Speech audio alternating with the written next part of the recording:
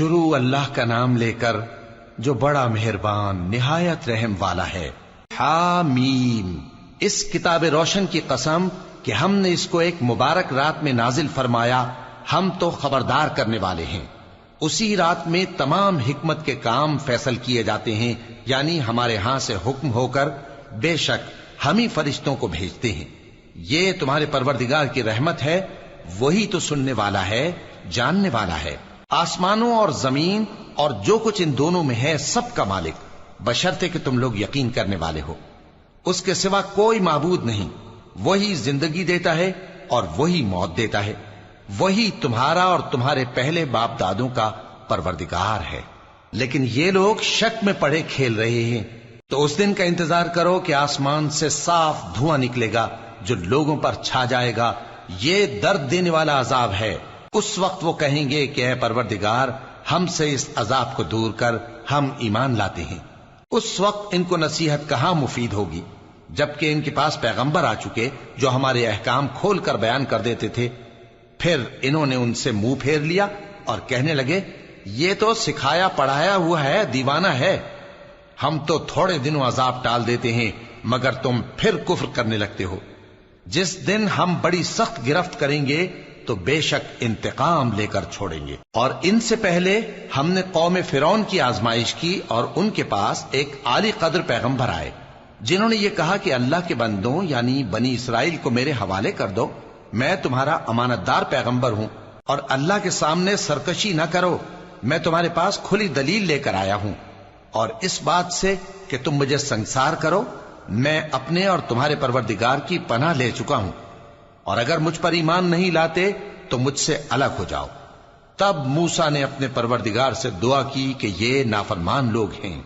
اللہ نے فرمایا کہ اچھا، میرے بندوں کو راتوں رات لے کر چلے جاؤ، اور فرعونی ضرور تمہارا تعاقب کریں گے، اور سمندر سے کہ ٹھہرا ہوا ہوگا پار ہو جانا، تمہارے بعد وہ پورا لشکر ڈبو دیا جائے گا۔ وہ لوگ بہت سے باغ اور چشمے چھوڑ گئے، اور کھیتیاں اور نفیس مکان اور آرام کی چیزیں جن میں وہ عیش کیا کرتے تھے۔ اسی طرح ہوا، اور ہم نے دوسرے لوگوں کو ان چیزوں کا مالک بنا دیا۔ پھر ان پر نہ تو آسمان اور زمین کو رونا آیا، اور نہ ان کو مہلت ہی دی گئی، اور ہم نے بنی اسرائیل کو ذلت کے عذاب سے نجات دی، یعنی فرعون سے۔ بے شک وہ سرکش اور حد سے نکلا ہوا تھا، اور ہم نے بنی اسرائیل کو اہل عالم میں سے علم کی بنیاد پر چنا تھا، اور ان کو ایسی نشانیاں دی تھیں جن میں کھلی آزمائش تھی۔ یہ لوگ یہ کہتے ہیں کہ ہمیں صرف پہلی دفعہ یعنی ایک بار مرنا ہے اور پھر اٹھنا نہیں، پس اگر تم سچے ہو تو ہمارے باپ دادا کو زندہ کر لا۔ بھلا یہ اچھے ہیں یا تبا کی قوم اور وہ لوگ جو ان سے پہلے ہو چکے ہیں؟ ہم نے ان سب کو ہلاک کر دیا، بے شک وہ گناہگار تھے۔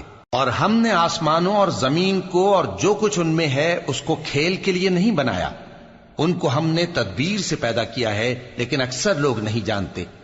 کچھ شک نہیں کہ فیصلے کا دن ان سب کے جی اٹھنے کا وقت ہے، جس دن کوئی دوست کسی دوست کے کچھ کام نہ آئے گا، اور نہ ان کو مدد ملے گی مگر جس پر اللہ مہربانی کرے۔ بے شک وہی غالب ہے، بڑا مہربان ہے۔ بلا شبہ تھوہر کا درخت گناہگاروں کا کھانا ہوگا، جیسے پگھلا ہوا تانبا۔ وہ تھوہر پیٹوں میں اس طرح کھولے گا جس طرح گرم پانی کھولتا ہے۔ حکم دیا جائے گا کہ اس کو پکڑ لو اور کھینچتے ہوئے دوزخ کے بیچوں بیچ لے جاؤ، پھر اس کے سر پر کھولتا ہوا پانی اونڈیل دو کہ عذاب پر عذاب ہو۔ اب مزہ چکھ، تو بڑی عزت والا اور سردار تھا۔ یہ وہی دوزخ ہے جس میں تم لوگ شک کیا کرتے تھے۔ بے شک پرہیزگار لوگ چین کے مقام میں ہوں گے، یعنی باغوں اور چشموں میں باریک اور دبیز ریشم کا لباس پہن کر ایک دوسرے کے سامنے بیٹھے ہوں گے۔ وہاں اس طرح کا حال ہوگا، اور ہم بڑی بڑی آنکھوں والی حوروں کو ان کی بیویاں بنا دیں گے۔ وہاں امن و اطمینان سے ہر قسم کے میوے منگائیں گے اور کھائیں گے، اور پہلی دفعہ کے مرنے کے علاوہ موت کا مزہ پھر نہیں چکھیں گے، اور اللہ ان کو دوزخ کے عذاب سے بچا لے گا۔ یہ تمہارے پروردگار کا فضل ہے، یہی تو بڑی کامیابی ہے۔ ہم نے اس قرآن کو تمہاری زبان میں آسان کر دیا ہے تاکہ یہ لوگ نصیحت حاصل کریں، پس تم بھی انتظار کرو، یہ بھی انتظار کر رہے ہیں۔